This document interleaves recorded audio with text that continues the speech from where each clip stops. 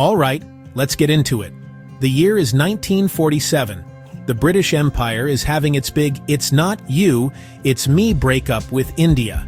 Out of that messy split, a new nation is born, Pakistan. Starting a country means you need basics. You need a flag. You need a national anthem. You need your own cash. You can't be independent while still using your ex's credit card. So Pakistan had to figure out its money situation. Fast. The administration was scrambling. Everything was chaotic. Getting their own currency was a top priority. It was a symbol, a declaration. We're here. We're independent. Think of it like moving out for the first time. So, boom, 1948 arrives. Pakistan drops its first official set of coins. Think of it as their debut album, mix of familiar sounds and a bold new direction. They kept the old British Indian system of rupees, annas, pice. You can't just change how everyone counts money overnight. That would be chaos. Imagine if America suddenly decided a dollar was worth 13 swoops.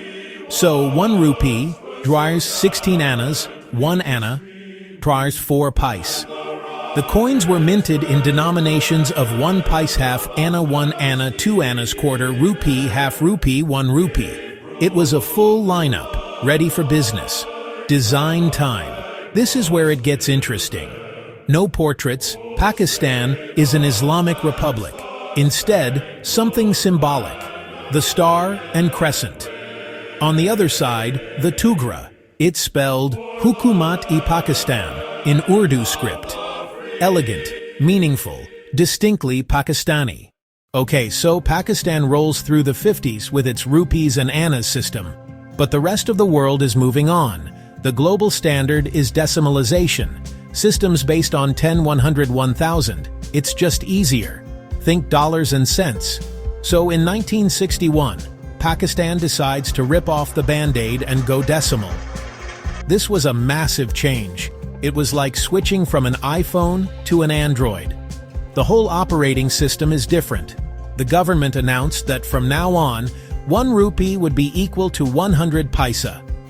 The old anna coin, the old pice coin, and the paisa was in. This was a huge public education campaign. To make the transition smoother, for a couple of years, the new coins were actually called Naya Paisa. This was to avoid confusion with the old pice coins. 1 Naya Paisa, 5 Naya Paisa, 10 Naya Paisa. The design stayed pretty consistent with the OGs. Tughra crescent and star value, written in Urdu and English. The 1970s in Pakistan were a decade of massive political and social change. And you know what reflects change better than anything? Money. The coins from this era tell a story of a country grappling with a new identity. After the traumatic separation of East Pakistan, which became Bangladesh, in 1971, there was a push for a new kind of national narrative under Prime Minister Zulfikar Ali Bhutto. The motto became Roti, Kapra or Makan, food, clothing, shelter. And this populist, socialist-leaning ideology made its way right onto the coins. The focus shifted to the common person, to agriculture, and to national progress. The first big change came in 1974. A whole new family of coins was introduced. The low-value paisa coins were discontinued, starting with 1 paisa, then 2 paisa, and 5 paisa. Inflation made them basically worthless.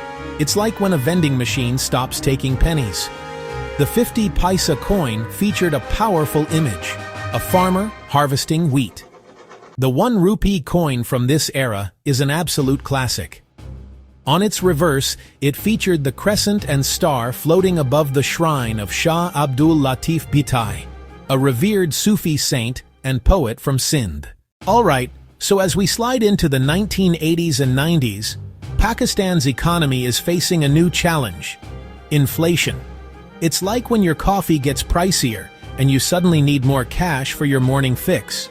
The cost of metals was rising, copper, nickel, and the value of the paisa was dropping. Metal in the coins became worth more than their face value. People started melting coins and selling the metal for profit. The government had to act fast. Solution: make coins smaller, and use cheaper metals. Starting in 1981, the 1 rupee coin, once a big, chunky copper-nickel piece, was replaced by a much smaller bronze version. It was a dramatic downsizing, no kidding. It felt less substantial in your hand. Through the 80s and 90s, coins kept shrinking. The 50 paisa became a tiny aluminum piece. These new coins worked, but they lacked the heft and prestige of earlier coins. Designs also standardized. Cultural themes faded. Agricultural themes faded. Most coins featured one of 3 mosques: Badshahi Mosque, Shah Faisal Mosque, other significant Islamic architectural landmarks. The reverse side usually had the crescent and star with the togra. In 1998, the 2 rupee coin arrived. It marked the end of the paisa. Now let's take a detour from the everyday pocket change and talk about the special editions. The collector's items, the bling. I'm talking about commemorative coins. These are like the limited edition sneaker drops of the currency world. Pakistan has a rich history of issuing these special coins to mark major milestones, celebrate national heroes, honor international events. They're not really meant for buying groceries.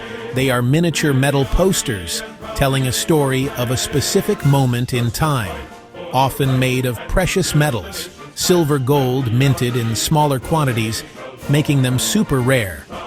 One of the earliest and most significant, the 1976 coin for the 100th birth anniversary of Quaid-e-Azam Muhammad Ali Jinnah. It featured his portrait up close.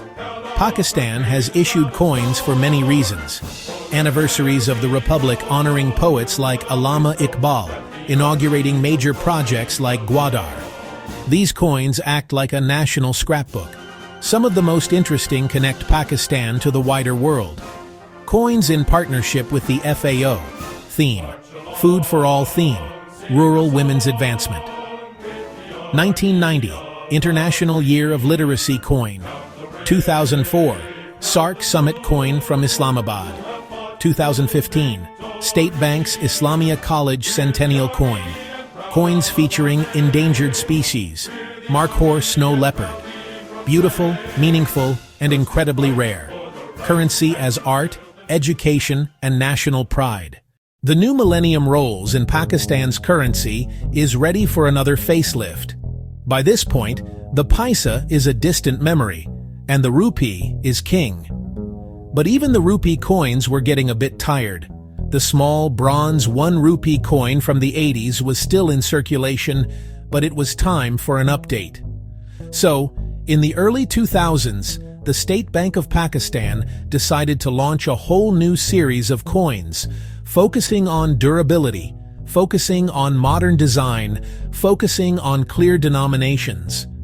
The first big move came in 2002 with the introduction of a brand new 5 rupee coin. This wasn't some tiny lightweight piece of metal. This was a substantial golden-colored coin made of a copper-zinc-nickel alloy. The design was simple and clean. The crescent and star on one side, the value clearly written in Urdu and English on the other. This coin quickly became a staple of daily transactions, replacing the tattered 5 rupee banknote that was falling apart in people's wallets. Following the success of the 5 rupee coin, the 1 rupee coin got a major upgrade. The 2 rupee coin got a major upgrade. Starting around 2007, they were switched from their old copper-based alloys to aluminum. This made them incredibly lightweight and silvery in appearance. The designs were standardized to match the 5 rupee coin, creating a visually unified family. But the biggest surprise of this era dropped in 2015. Pakistan introduced its first ever circulation 10 rupee coin. So, here we are in 2025. If you reach into your pocket in Lahore, Karachi, or Islamabad today, what are you going to find? You'll find the modern family of Pakistani coins that came into being in the new millennium. The paisa is long gone. The old heavy nickel coins are now collector's items. The currency of today is sleek, lightweight, and built for a fast-moving economy. The 1 rupee, the 2 rupee, the 5 rupee, and the mighty 10 rupee coin. And just recently, in 2019, a new player entered the game. The 50 rupee coin, issued to commemorate the 550th birth anniversary of Guru Nanak, a hugely important gesture. You have the 1 rupee coin, made of aluminum. You have the 2 rupee coin, made of aluminum. Their design is minimalist, the crescent and star on one side, with sprays of jasmine flowers, the national flower of Pakistan. Then you have the 5 rupee coin. It's heavier and thicker than the 1 and 2 rupee coins, making it easy to pick out by feel.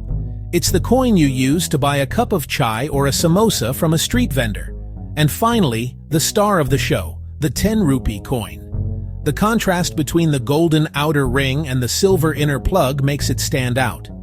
Its reverse features the magnificent Faisal Mosque in Islamabad, nestled at the foot of the Margalla Hills. So, we've gone on a journey from 1947 to today, from hand-stamped British Indian rupees to sleek bimetallic 10 rupee coins. And if you think this was just a story about money, you've missed the point. The evolution of Pakistan's coinage is the story of Pakistan itself. These little metal discs are like a secret history book. They tell a story of independence nation, figuring out its identity, economic booms and busts, changing political ideologies, deep connection to faith and culture. Every scratch, every design change, every shift in metal tells a piece of that story. Think about the first coins from 1948, scalloped Anna square, 2 annas Tughra crescent, a declaration of independence. Then, the decimalization in the 60s showed a nation eager to modernize and join the global stage. The coins from the 70s, farmers' imagery Sufi shrines, reflect a populist government. The shrinking coins of the 80s and 90s, a physical reminder of tough economic times. In contrast, the modern coins of the 21st century, lightweight, efficient bimetallic 10 rupee coin, a country focused on economic pragmatism, a modern, forward-looking identity. In the end, these coins are more than just currency. They are the most democratic form of public art.